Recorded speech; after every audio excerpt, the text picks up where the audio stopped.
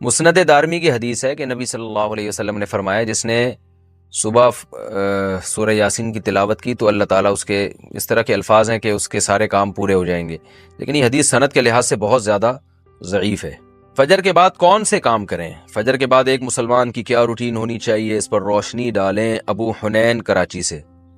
دیکھیں حدیث سے تو یہ بات ثابت ہے کہ فجر کے بعد کا وقت ذکر اللہ کا وقت ہے۔ آپ صلی اللہ علیہ وسلم نے ارشاد فرمایا کہ جو شخص فجر کی نماز کے بعد اسی جگہ جہاں نماز پڑھی ہے بیٹھے بیٹھے اللہ کا ذکر کرتا ہے یہاں تک کہ جب سورج ایک نیزہ بلند ہو جاتا ہے، اشراق کا وقت داخل ہوتا ہے، 2 رکعت پڑھتا ہے، تو اللہ اس کو ایک حج عمرے کا ثواب عطا فرماتے ہیں۔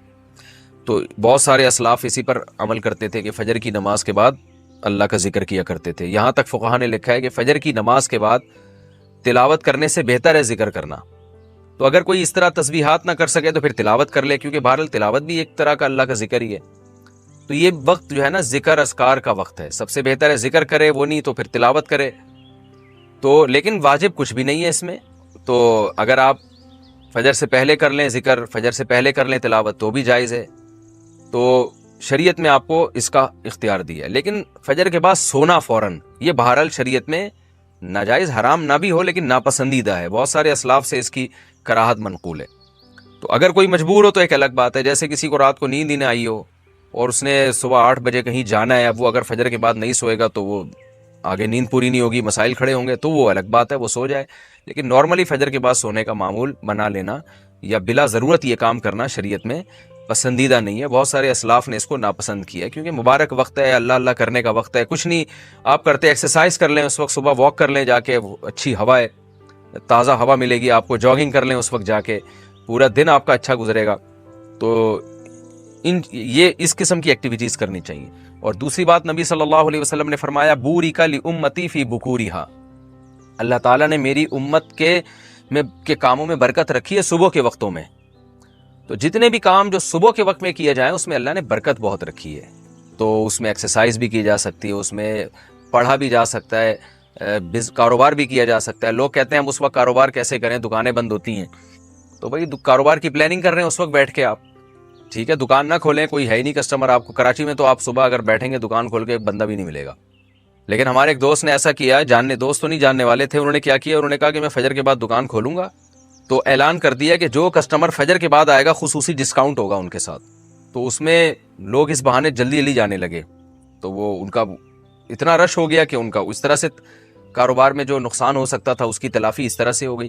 تو بہت سارے طریقے، انسان جب کھوپڑی استعمال کرتا ہے تو طریقے سامنے آتے ہیں، اور کھوپڑی استعمال بھی فجر کے بعد بہت اچھے طریقے سے ہو جاتی ہے۔ بلکہ سردیوں میں تو فجر سے پہلے آپ کو کھوپڑی استعمال کرنا شروع کر دینی چاہیے، کیونکہ سردیوں میں راتیں بہت لمبی ہوتی ہیں۔ تو یہ وقت جو ہے نا انسان کا دماغ بہت فریش ہوتا ہے اور اس وقت بہت اچھا سوچ سکتا ہے، پلاننگ بہت اچھی کر سکتا ہے۔ تو یہ کام فجر کے بعد یا فجر سے پہلے یا فجر کے بعد یہ کام کرنے چاہیے۔ سورہ یاسین قرآن پاک کا دل کیوں؟ سورہ یاسین کو قرآن پاک کا دل کیوں کہا جاتا ہے، اس کی کیا وجہ ہے؟ شمائلہ سبی سے شمائلہ صاحبہ نے پوچھا ہے۔ جی یہ بھی پوچھا تھا بیچاری خاتون نے، رمضان سے 2 مہینے پہلے پوچھا ہوگا، جواب اب مل رہا ہے ان کو۔ جی سورہ یاسین کو قرآن پاک کا دل کہا گیا ہے جس حدیث میں، ترمذی کی حدیث ہے، امام ترمذی نے اس حدیث میں لکھا ہے کہ یہ حدیث غریب ہے، لیکن دیگر جو محققین ہیں انہوں نے اس حدیث کو بالکل ضعیف قرار دیا ہے، اور بعض نے تو بالکل موضوع قرار دیا۔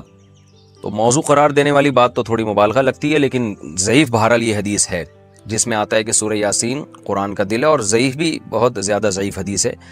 تو اب جب کوئی کسی چیز کی فضیلت میں ضعیف حدیث ہوگی تو پھر اس میں علماء کی 2 رائے ہیں۔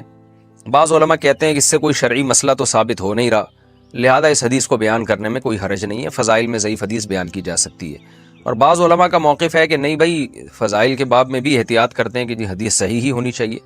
تو اس میں ہمارے ہاں نا غلو بہت ہے۔ بعض لوگ کیا کہتے ہیں، کسی نے سورہ یاسین کی فضیلت میں ضعیف حدیث سنا دی تو بعض لوگ ان کے خلاف کلپ بنا کے ڈال دیتے ہیں، یہ دیکھو ان کو تو پتہ ہی نہیں حدیث ضعیف ہے اور نبی پر بہتان باندھ رہے ہیں، اور دیکھو ان کے پاس علم نہیں ہے۔ تو یہ بھی جہالت کی بات ہے، ضعیف حدیث اور موضوع میں فرق ہوتا ہے۔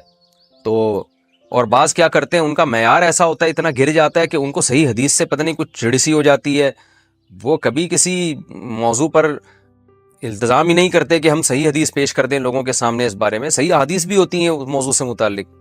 تو اس لیے اعتدال کی رائے یہی ہے کہ آپ کا جو موقف ہے آپ وہ بیان کر دیں اور دوسرے پہ طنز نہ کریں آپ۔ تو ہماری رائے یہی ہے کہ جب ہمارے پاس صحیح احادیث سے اتنی چیزوں کی فضیلتیں ثابت ہیں تو ہمیں ضعیف کی طرف جانے کی ضرورت نہیں ہے. تو میرا تو طریقہ یہی رہا ہے کہ بھئی جب سورہ یاسین کے بارے میں جو یہ حدیث ہے کہ قرآن پاک کا دل ہے، یہ صحیح حدیث نہیں ہے، تو میرا موقف یہی ہے کہ اس میں احتیاط کی جائے، نہ بیان کی جائے وہ حدیث. لیکن اگر کوئی عالم یہ حدیث بیان کرتے ہیں ممبر پہ سورہ یاسین کی فضیلت میں، تو ان پہ طنز نہیں کیا جا سکتا، کیونکہ کوئی شرعی مسئلہ نہیں بیان کیا جا رہا.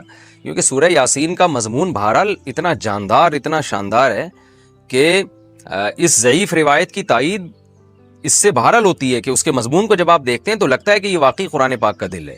اولم یر الانسان انا خلقناہ من نطفۃ فاذا هو خصیم مبین. نبی کے پاس ایک شخص جو ہے نا قبر کی بوسیدہ ہڈی لے کر آیا اور کہنے لگا اس میں جان کون ڈالے گا. سورہ یاسین میں اللہ نے آخری رکوع نازل کیا کہ یہ انسان جو آپ کے پاس ہڈی لے کر آیا ہے یہ دیکھتا نہیں ہے ہم نے اس کو منی کے قطرے سے بنایا، اور آج یہ ہم پہ اعتراض کر رہا ہے کہ اس بوسیدہ ہڈی میں کون جان ڈالے گا. قل یحییھا الذی انشأھا اول مرہ. آپ اس سے کہتے ہیں وہی جس نے اس ہڈی کو پہلی دفعہ بنایا نا، اسی ہڈی سے پوچھئے، بتائے گی جس نے مجھے پہلی دفعہ بنایا ہے وہ مجھے دوبارہ بھی بنا سکتا ہے. تو ایسے جاندار مضامین ہیں سورہ یاسین کے، تو اس لحاظ سے اس کو دل کہہ دینے میں کوئی حرج نہیں ہے. لیکن بہرحال اس بارے میں جو روایت ہے وہ کافی ضعیف روایت ہے. تو ہمارا ایک طرز یہ ہے کہ جو صحیح احادیث ہیں، جیسے عبداللہ ابن عباس رضی اللہ عنہ سے ایک اثر منقول ہے سورہ یاسین کی فضیلت میں، صبح و شام پڑھنا چاہیے سورہ یاسین کو. تو ایسے صحیح روایات کا اگر ہم التزام کریں تو یہ زیادہ بہتر ہے. پھر کبھی انشاءاللہ میں سورہ یاسین کی کوئی فضیلت اگر صحیح احادیث میں وارد ہوئی ہے تو اس پہ الگ سے انشاءاللہ میں کلپ ریکارڈ کروا دوں گا. عام طور پر جو صورتوں کے الگ الگ فضائل کے بارے میں جو احادیث ہیں نا وہ ضعیف ہی ہوتی ہیں. عام طور پر صورتوں کے الگ الگ جو فضائل ہوتے ہیں نا، فلاں صورت کی یہ فضیلت، فلاں صورت کی، عام طور پر قاعدہ کلیہ نہیں ہے. بعض صورتوں کی فضیلت پر جیسے سورہ اخلاص کے بارے میں آتا ہے 3 دفعہ سورہ اخلاص پڑھنا ایک قرآن کے برابر ہے، تو یہ تو صحیح حدیث سے ثابت ہے. لیکن عام طور پر جو صورتوں کی الگ الگ فضیلت کے فلاں ٹائم پہ پڑھنے میں یہ، فلاں ٹائم پہ پڑھنے میں، تو عموماً اس بارے میں روایات اکثر ضعیف ہوتی ہیں.